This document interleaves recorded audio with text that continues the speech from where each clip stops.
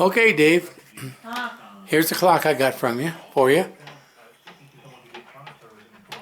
It's got a nice top. Howard Miller 76th anniversary. In beautiful condition. We go down here some more.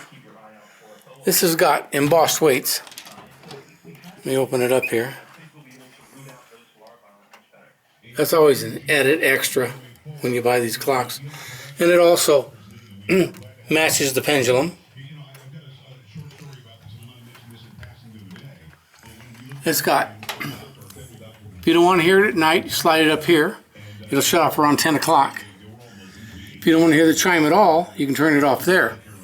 It's Westminster chime. Glass side panels.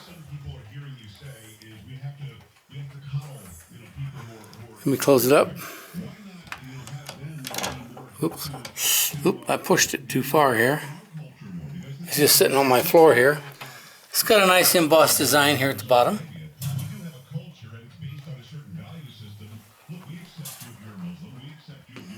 Over to this side. Now let me play the tune for you.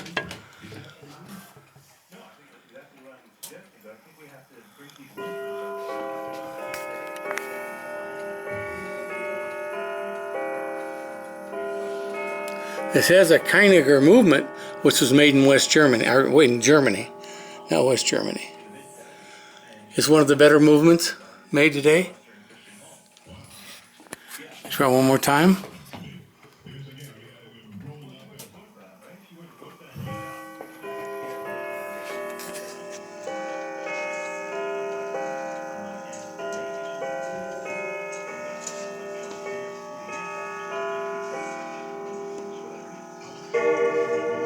It's got a nice sound to it. Howard Miller puts his board on this box in the back that they hook the chime rods to give it a deeper tone. It also has a light, so the whole bottom will light up at night if you'd like. And that's it.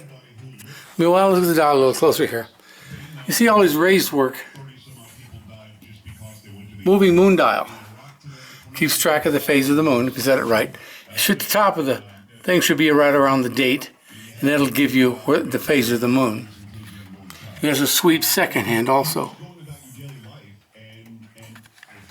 It's running good. It's a really pretty clock.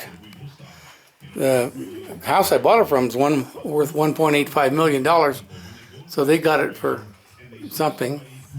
But really, it's a beautiful clock.